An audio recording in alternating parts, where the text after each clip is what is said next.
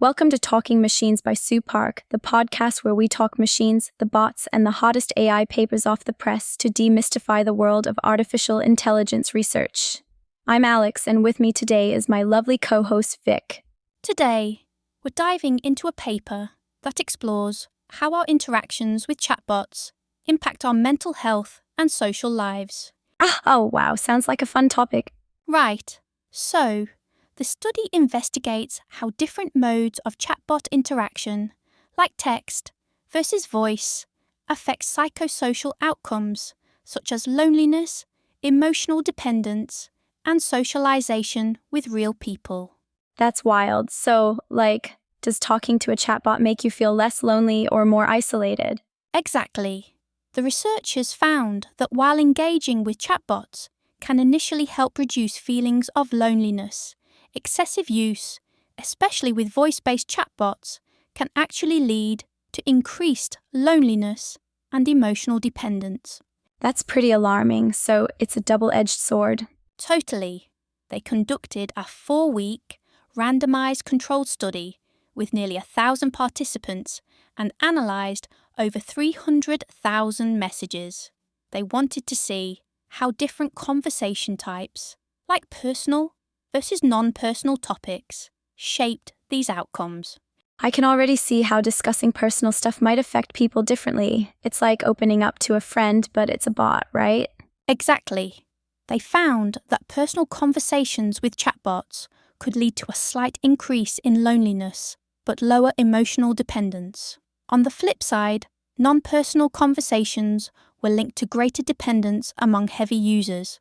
So, it's kind of like the type of relationship you have with your therapist versus a casual acquaintance. Exactly. The relationship dynamics are so complex, and it turns out the more you use these chatbots, regardless of the mode, the more likely you are to feel lonely and dependent. That's a real eye-opener. I mean, we're all looking for connection, but it seems like we might be substituting bots for real human interaction. Right? And the study really emphasizes the need for future research on how we can design chatbots that provide emotional support without encouraging dependence or replacing human relationships. It's like we need to find a balance. If chatbots can help with social snacking, quick bursts of interaction without taking the place of real friends, that could be a win-win. Exactly. It's all about moderation and ensuring these technologies enhance our lives without overshadowing genuine human connections. This is definitely a topic we need to keep discussing. You know, it's interesting to think about how these chatbots are designed. There's a lot of engineering and psychological principles that go into making them feel relatable and engaging. Totally. It's like they're trying to mirror human conversation, which is a huge challenge. The researchers behind this paper mentioned how the chatbots are often programmed to use empathy and understanding to create that connection. Right. And that makes sense. If a chatbot can respond in a way that feels human-like, it might make someone feel more comfortable opening up. But then it raises questions about authenticity. Is it really empathy if it's just coded responses? Exactly. It's like that moment in a sci-fi movie where you start to wonder if the AI is actually sentient or just really good at imitating human behavior. I mean, can a chatbot ever really understand feelings, or is it just really skilled at pattern recognition? That's a profound point. It's all based on algorithms and data. They don't have personal experiences or emotions. They're just reflecting what they've been trained on. So when someone opens up about their feelings, the chatbot might give a well-crafted response, but it's not coming from a place of genuine understanding. And that's where the potential for loneliness comes in. If someone starts to rely on a bot for emotional support, they might end up feeling more isolated because they're not getting that real human connection. It's like trying to fill a void with something that can't actually fill it. Exactly. The researchers pointed out that while some people might find comfort in these interactions, it's crucial to recognize the limitations. A chatbot can't replace the nuances of human relationships, like the warmth of a friend's voice or the way someone's expression can change the meaning of their words. It's wild to think that we're living in a time where people are turning to bots for companionship. I mean, we're already seeing this with things like virtual pets or even AI companions. It's both fascinating and a bit unnerving. Right? It's like we're in this weird grey area where technology is becoming an emotional crutch for some. And while it's great that people are finding comfort in these interactions, it's essential to approach it with caution.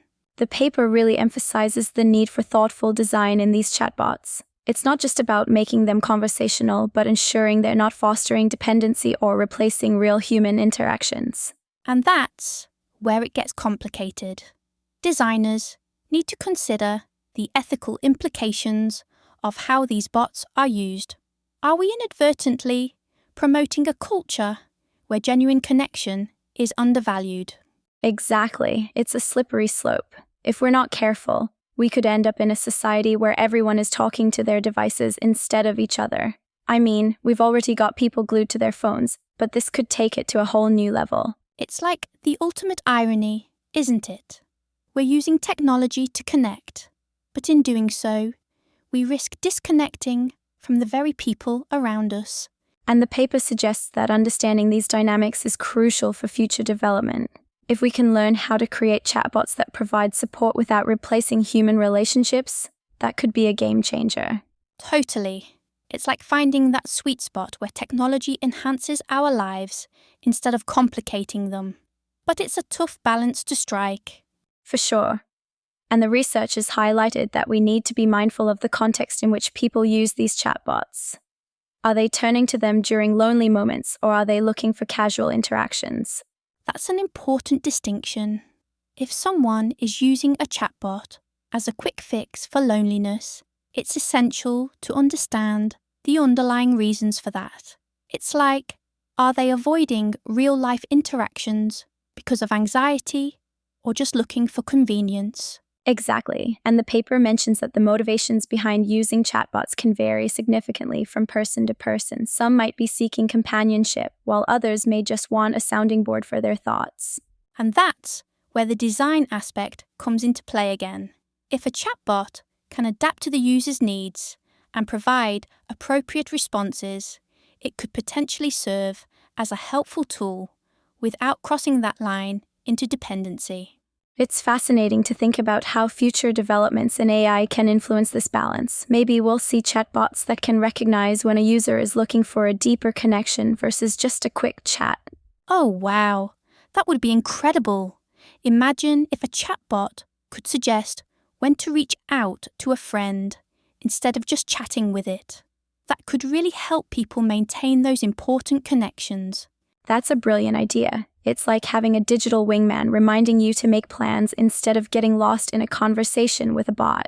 But it also raises questions about how much we want AI to intervene in our social lives. It's a bit of a double-edged sword, isn't it? Absolutely. We want technology to assist us, but we don't want it to dictate our social interactions. It's a fine line to walk, and the implications are vast. And the paper hints at the importance of transparency in these interactions too.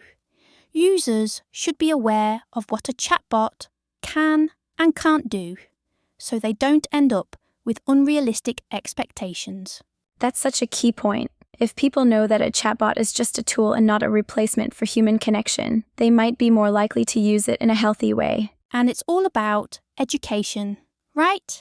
The more we talk about these issues, the more informed users can be when they engage with technology.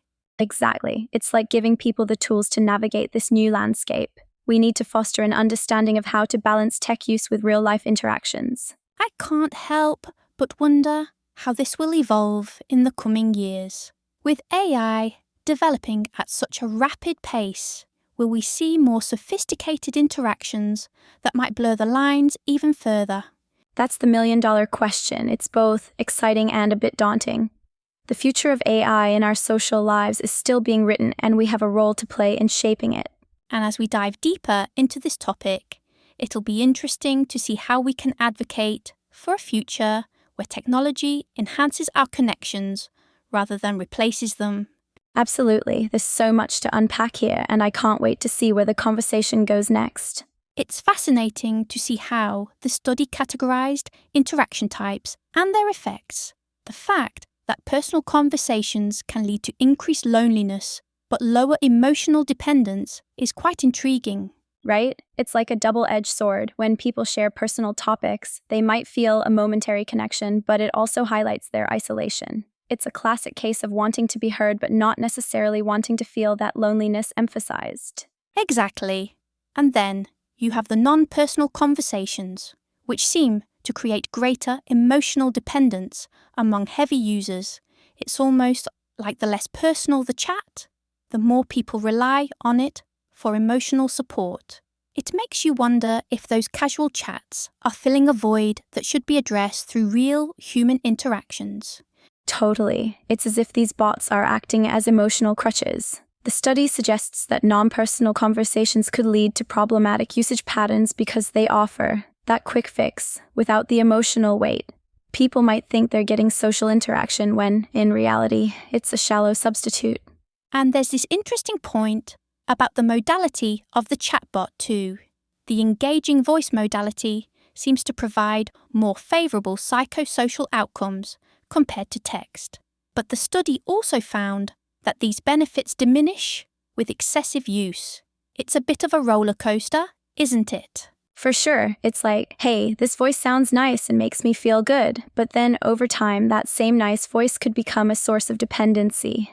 The neutral voice in particular seemed to exacerbate loneliness and social withdrawal. Who knew a chatbot's tone could have such psychological ramifications? Right. It's wild to think that the tone of a chatbot could influence how we feel about ourselves and our social lives. It really underscores the importance of designing these AIs with emotional health in mind. If we're not careful, we might end up creating more harm than good. And the study points out that higher levels of emotional attachment and trust in the AI correlate with increased loneliness and dependence. It's like, the more you invest emotionally in the bot, the more you might be setting yourself up for disappointment. Exactly. It's like when you think your favourite TV show will always be there for you, but then it gets cancelled. You feel that loss. People might project their emotions onto these bots, expecting them to fill gaps that they really need to address through human relationships. And this brings us to the need for education and awareness. If users understand that a chatbot is just a tool and not a substitute for meaningful human connection, they might use it more wisely. It's about setting realistic expectations, isn't it? Absolutely. It's like teaching people how to snack healthily instead of binging on junk food. We want to encourage users to engage with chatbots for quick, light interactions, while also pushing them to seek deeper connections with people. It's all about balance. Speaking of balance, the study suggests that a more anthropomorphic design doesn't necessarily lead to better emotional engagement. In fact, text-based interactions produced more emotional exchanges than voice modalities. It's a bit counterintuitive, right? It really is.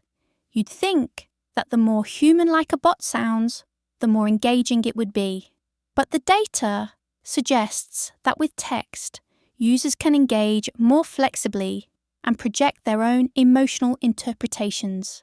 It's almost like a blank canvas that allows for deeper personal connections. But that's a great way to put it. Text allows for more personal interpretation, while a voice might impose a certain character on the interaction. Plus, there's something about typing that feels more private and less vulnerable, which could explain why people disclose more in text. And there's also the whole issue of emotional responsiveness. The study highlights that chatbots need to manage emotional content without fostering dependence. It's like walking a tightrope. Exactly. If a chatbot is too emotionally engaging, it risks making users overly dependent. But if it's too distant, it could leave users feeling unsupported. It's a delicate balance that designers need to navigate carefully. The implications here are huge. We're talking about designing AI that not only responds appropriately, but also encourages healthy behaviours. Imagine if chatbots could adapt their responses based on user engagement patterns to help guide them toward healthier interactions. That would be revolutionary. It's like having a personal trainer for your emotional health. Chatbots could gently nudge users towards real connections when they start to rely too heavily on them. It's about creating a supportive ecosystem rather than a crutch. And then there's the matter of identifying vulnerable users. The study suggests that certain characteristics, like high emotional attachment tendencies, can signal who might be at greater risk of negative psychosocial outcomes. It's like having a radar for potential issues.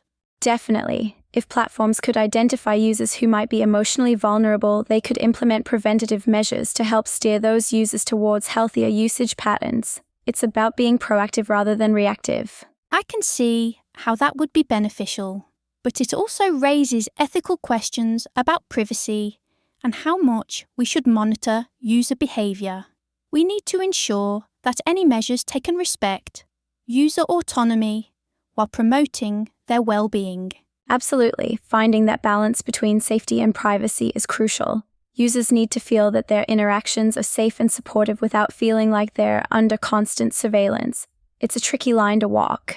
And let's not forget the broader implications of loneliness and technology. The study touches on the societal aspect, how excessive reliance on AI might exacerbate the loneliness epidemic we're seeing today. It's a real concern. It really is. Technology has the potential to both connect and isolate us. If we're not careful, we might end up creating environments where people feel less inclined to reach out to others. The goal should be to enhance human connection, not replace it. As we move forward, fostering a holistic approach to AI literacy that incorporates these psychosocial dimensions will be essential. It's not just about understanding how to use the technology, it's about understanding its impact on our lives and relationships. Exactly. It's about equipping people with the tools to engage thoughtfully with technology while also nurturing their social skills and emotional intelligence. We need to create a future where technology acts as a facilitator of real human connection, not a substitute for it. And as we keep exploring these ideas, it'll be fascinating to see how researchers and designers work together to create AI that truly enhances our lives without overshadowing the essential human connections we all need. Absolutely. The conversation around AI is just beginning, and I can't wait to see where it leads us. It's fascinating how these chatbots can create such a deep emotional connection, yet they might be leaving users feeling lonelier in the long run. Totally. It's like they're the perfect friend until you realize you're just talking to a computer. Right. It's like having a relationship with a really good actor who only shows up when you press the button. And let's not forget the irony that while they might provide temporary comfort, heavy use can lead to increased emotional dependence. Exactly. It's like the more you rely on them, the more you risk losing those real-life connections. Kind of a double-edged sword, if you ask me. Plus, the study highlights how different types of conversations can impact users differently. Personal chats might make you feel more isolated, while casual ones could lead to overdependence. So, it's a bit of a balancing act, isn't it? Choosing the right type of interaction to avoid falling into that trap. Absolutely. It's all about moderation and awareness. If users approach chatbots like a snack rather than a meal, maybe they can enjoy the benefits without the downsides. And with the rapid evolution of AI, we really need to stay informed and critical about how these tools shape our social lives. So true, it's a wild ride we're on, and we're all just trying to navigate it. Thanks for joining us on Talking Machines today. We hope you enjoyed learning about how AI and human behaviours shape psychosocial effects of chatbot use. Our goal is not to bore you, but fill you in on what's happening in the sci-fi, slowly becoming our reality era we're living in. And today, we learned about how AI and human behaviours shape psychosocial effects of chatbot use. Until next time, you can find us on Instagram at talking_machines_podcasts.